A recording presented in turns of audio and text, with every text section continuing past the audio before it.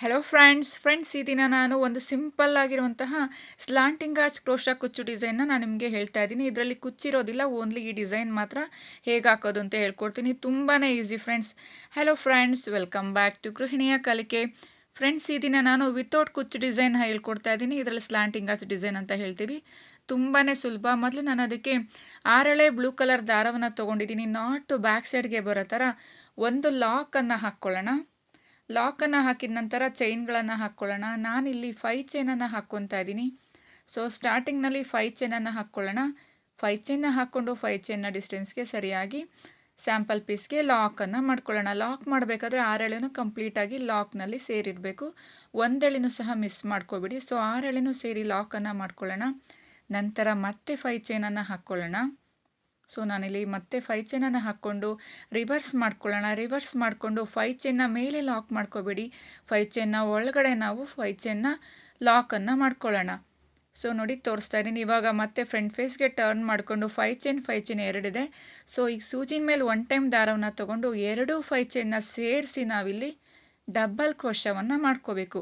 So ಒಂದು 5 ಚೈನ್ನ ಒಳಗಡೆ ಮಾಡ್ಕೋಬೇಡಿ. ಅಟ್ ಎ ಟೈಮ್ ಎರಡು 5 ಚೈನ್ನ ಮಾಡ್ಕೊಂಡಿದ್ವಲ್ಲ ಅದನ್ನು ಎರಡನ್ನೂ ಸೇರಿಸ್ಕೊಂಡು ಅದರ ಒಳಗಡೆ ನಾವಿಲ್ಲಿ ನೋಡಿ ತೋರಿಸ್ತಾ ಇದ್ದೀನಿ. ಅದರ ಒಳಗಡೆ ನಾವು ಸೂಜಿ ಮೇಲೆ 1 ಟೈಮ್ ದಾರವನ್ನು ತಗೊಳ್ಳೋಣ.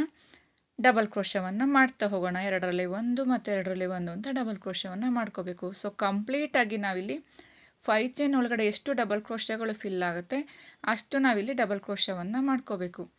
ಸೊ ನಾನಿಲ್ಲಿ 12 ಡಬಲ್ ಕ್ರೋಶವನ್ನು ಮಾಡ್ಕೊಂಡಿದ್ದೀನಿ. ನಿಮಗೆ ನೋಡ್ಕೊಳ್ಳಿ, ಎಷ್ಟು ನೀವು 5 ಚೈನ್ ಹಾಕ್ಕೊಂಡಾಗ ಎಷ್ಟು ಡಿಸ್ಟೆನ್ಸಲ್ಲಿ ಹಾಕಿರ್ತೀರ ಅದ್ರ ಮೇಲೆ ಡಿಪೆಂಡ್ ಆಗುತ್ತೆ.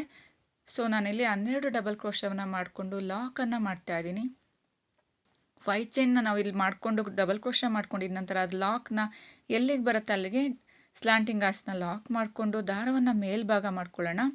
ಸೊ ಫ್ರೆಂಡ್ಸ್, ನಾನಿಲ್ಲಿ ಕ್ರಿಸ್ಟಲ್ ಬೀಡನ್ನು ತೊಗೊಂಡಿದ್ದೀನಿ. ಮಲ್ಟಿ ಕಲರ್ ಕ್ರಿಸ್ಟಲ್ ಬೀಡನ್ನು ತೊಗೊತಾ ಇದ್ದೀನಿ. ನೋಡಿ ತೋರಿಸ್ತಾ ಇದ್ದೀನಿ. ಮಲ್ಟಿ ಕಲರ್ ಕ್ರಿಸ್ಟಲ್ ಬೀಡ್ ಇದು ಎಲ್ಲದಕ್ಕೂ ಶೇಡ್ ಹೊಂದುತ್ತೆ ಅಂತ ನಾನು ಇದನ್ನು ಬೀಡನ್ನು ಹಾಕ್ಕೊಂಡಿದ್ದೀನಿ. ಸೊ ಬೀಡನ್ನು ಸ್ಲೈಡ್ ಮಾಡ್ಕೊಂಡು ಹಾಗೆ ಬೀಡನ್ನು ಲಾಕನ್ನು ಮಾಡ್ಕೊಳ್ಳೋಣ. ಬೀಡ್ ಲಾಕ್ ಆಗಿದ ನಂತರ ಇಲ್ಲಿ 5 ಚೈನನ್ನು ಹಾಕ್ಕೊಳ್ಳೋಣ. ನೋಡಿ ತೋರಿಸ್ತಿದ್ದೀನಿ. ಬೀಡ್ ಲಾಕ್ ಆಗಿದೆ. 5 ಚೈನನ್ನು ಹಾಕ್ಕೊಳ್ಳೋಣ. ನೀವು ಇಲ್ಲಿ ಕ್ರಿಸ್ಟಲ್ ಬೀಡ್ ಬದಲು ಬೇರೆ ಬೀಡನ್ನು ಸಹ ತೊಗೋಬೋದು ಫ್ರೆಂಡ್ಸ್. ಸ್ವಲ್ಪ ರೌಂಡ್ ಬೀಡ್ ಆಗಿದ್ರೆ ಚೆನ್ನಾಗಿರುತ್ತೆ ಅಷ್ಟೇ. ಸೊ 5 ಚೈನ್ ಹಾಕ್ಕೊಂಡು ಮತ್ತೆ ರಿವರ್ಸ್ ಮಾಡ್ಕೊಳ್ಳೋಣ. ಕ್ಲಾತನ್ನು ರಿವರ್ಸ್ ಮಾಡ್ಕೊಂಡು ನೋಡಿ ಕೌಂಟನ್ನು ಮಾಡ್ಕೊಳ್ಳೋಣ. ಸ್ಟಾರ್ಟಿಂಗ್ನಿಂದ ಈ ಕಡೆಯಿಂದ ರೈಟ್ ಸೈಡಿಂದ ನಾವು 5 ಚೈನ್ನ ಬಿಟ್ಟು 6ನೇ ಚೈನ್ನ ಮೇಲೆ ನಾವು ಇದನ್ನು 5 ಚೈನನ್ನು ಲಾಕ್ ಮಾಡಿಕೊಂಡು ಮತ್ತೆ ಫ್ರಂಟ್ ಫೇಸ್ಗೆ ಟರ್ನ್ ಮಾಡ್ಕೊಳ್ಳೋಣ. ನೋಡಿ ಇವಾಗ ನಾವು ಸೂಜಿ ಮೇಲೆ 1 ಟೈಮ್ ದಾರವನ್ನು ತೊಗೊಂಡು 5 ಚೈನ್ ಹಾಕ್ಕೊಂಡಿದ್ದ ಗ್ಯಾಪ್ ಇದೆಯಲ್ಲ ಆ ಗ್ಯಾಪ್ನ ಒಳಗಡೆ ಆರ್ಚ್ ಮತ್ತು 5 ಚೈನ್ನ ಗ್ಯಾಪ್ನ ಒಳಗಡೆ ನಾವಿಲ್ಲಿ ಮತ್ತೆ 12 ಡಬಲ್ ಕ್ರೋಶವನ್ನು ಮಾಡ್ಕೋಬೇಕು. ಸ್ಲಾಂಟಿಂಗ್ ಆರ್ಚ್ನಲ್ಲಿ ನಾವು 12 ಡಬಲ್ ಕ್ರೋಶವನ್ನು ಮಾಡ್ಕೊಂಡಿದ್ವಿ. ಸೊ ಅದೇ ರೀತಿ ನಾವಿಲ್ಲಿ ಸ್ಲಾಂಟಿಂಗ್ ಆರ್ಚ್ನ ಮೇಲೆ ಲಾಕ್ ಮಾಡ್ಕೊಂಡಿರುವಂಥ 5 ಚೈನ್ನ ಗ್ಯಾಪ್ನ ಒಳಗಡೆನೂ ಸಹ ಒಟ್ಟು 12 ಡಬಲ್ ಕ್ರೋಶವನ್ನು ಮಾಡ್ಕೊತ ಹೋಗಬೇಕು. ಸೊ ಆ ಥರ ಮಾಡೋದ್ರಿಂದ ಈಕ್ವಲ್ ಆಗಿ ಡಬಲ್ ಕ್ರೋಶೆ ಸ್ಲಾಂಟಿಂಗ್ ಆರ್ಚ್ನಲ್ಲಿ ಈಕ್ವಲ್ ಆಗಿ ಕಾಣಿಸುತ್ತೆ ಡಿಸೈನ್ ಎಂಡ್ ಆದಮೇಲೆ. ಸೊ 12 ಡಬಲ್ ಕ್ರೋಶವನ್ನು ಮಾಡಿದ ನಂತರ ಈ ಥರ ಇಟ್ಕೊಳ್ಳಿ. ಅದು ಯಾವ ಲೆವೆಲ್ಗೆ ಬರುತ್ತೆ ಆ ಲೆವೆಲ್ಗೆ ಸರಿಯಾಗಿ ನೀವು ಸ್ಯಾಂಪಲ್ ಪೀಸ್ಗೆ ಲಾಕನ್ನು ಮಾಡ್ಕೊಳ್ಳೋಣ.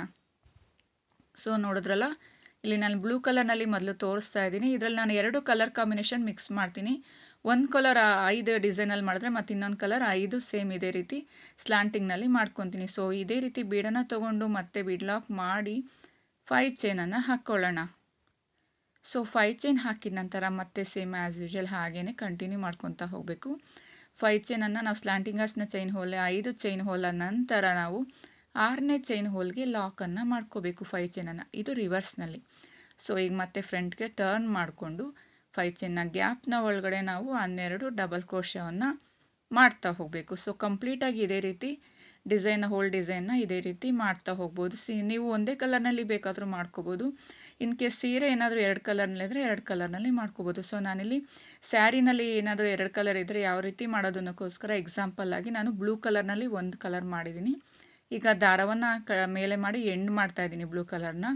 ನೋಡಿ ಎಂಡ್ ಮಾಡಿದ ನಂತರ ನೆಕ್ಸ್ಟ್ ಕಲರ್ ಹೇಗೆ ತೊಗೊಳೋದು ಅನ್ನೋದು ನಾನು ನಿಮಗೆ ತೋರಿಸ್ತೀನಿ. ಸೊ ನಂತರ ನಾನಿಲ್ಲಿ ಆರೆಂಜ್ 6 ಎಳೆ ದಾರವನ್ನು ರೆಡಿ ಮಾಡಿ ಇಟ್ಕೊಂಡಿದ್ದೀನಿ. ಅದನ್ನು ಬ್ಲೂ ಮತ್ತು ಆರೆಂಜ್ ಎರಡನ್ನೂ ಒಟ್ಟಿಗೆ ಇಟ್ಕೊಳ್ಳೋಣ. ಈ ರೀತಿ ಇಟ್ಕೊಂಡು ಈ ರೀತಿ ಲಾಕನ್ನು ಮಾಡ್ಕೋಬೇಕು. ಗಂಟನ್ನು ಹಾಕ್ಕೊಳ್ಳಿ.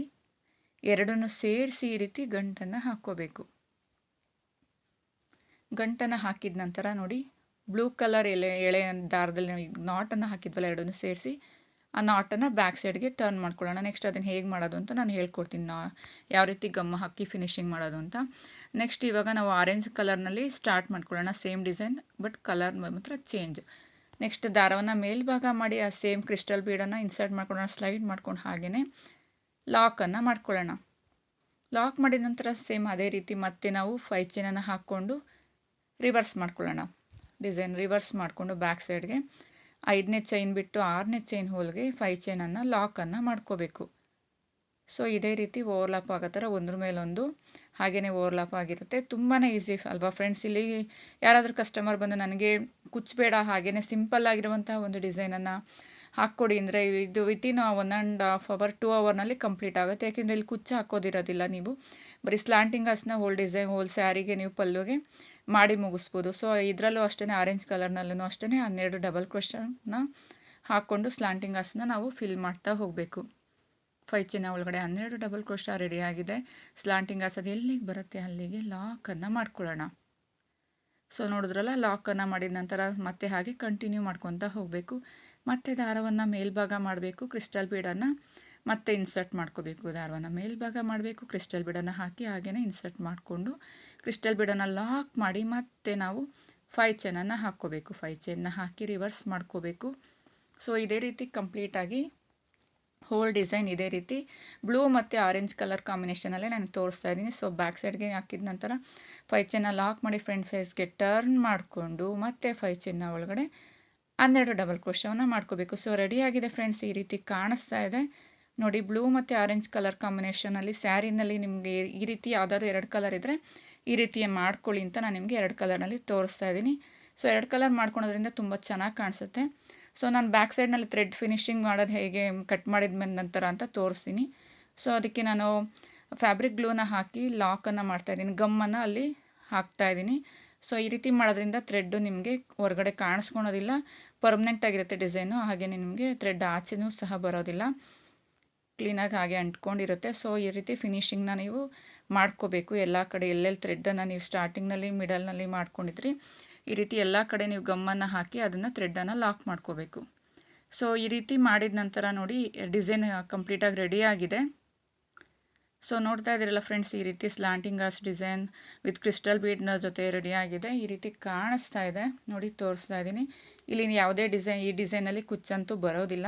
ಸೊ ಸಿಂಪಲ್ ಆಗಿದೆ slanting arch crochet design, crochet design ಅಂತಲೂ ನಾವು ಕರಿತೀವಿ. ತುಂಬಾ ಸಿಂಪಲ್ ಆಗಿರುವಂತಹ ಕ್ರಿಸ್ಟಲ್ ಬೀಡನ್ನು ಯೂಸ್ ಮಾಡಿರುವಂತಹ ಡಿಸೈನ್ ಕ್ರೋಶಾಕುಚ್ಚು ಡಿಸೈನ್, ಸಾರಿ ಕುಚ್ಚು ಅಂತ ಹೇಳೋದಿಲ್ಲ, ಇಲ್ಲಿ ಕ್ರೋಶಾ ಡಿಸೈನ್ ರೆಡಿಯಾಗಿದೆ. ತುಂಬಾ ಸುಲಭ ಅಲ್ವಾ ಫ್ರೆಂಡ್ಸ್? ಹೀಗೆ ನನ್ನ ಗೃಹಿಣಿಯ ಕಲಿಕೆ ಚಾನಲ್ನ ನೋಡ್ತಾ ಇರಿ, ಲೈಕನ್ನು ಮಾಡಿ, ಸಪೋರ್ಟನ್ನು ಮಾಡಿ. ಸಬ್ಸ್ಕ್ರೈಬ್ ಮಾಡಿಲ್ಲ ಅಂದರೆ ಇನ್ನು ಗೃಹಿಣಿಯ ಕಲಿಕೆ ಚಾನಲ್ಗೆ ಸಬ್ಸ್ಕ್ರೈಬ್ ಮಾಡಿ. Thank you for watching. Thank you so much.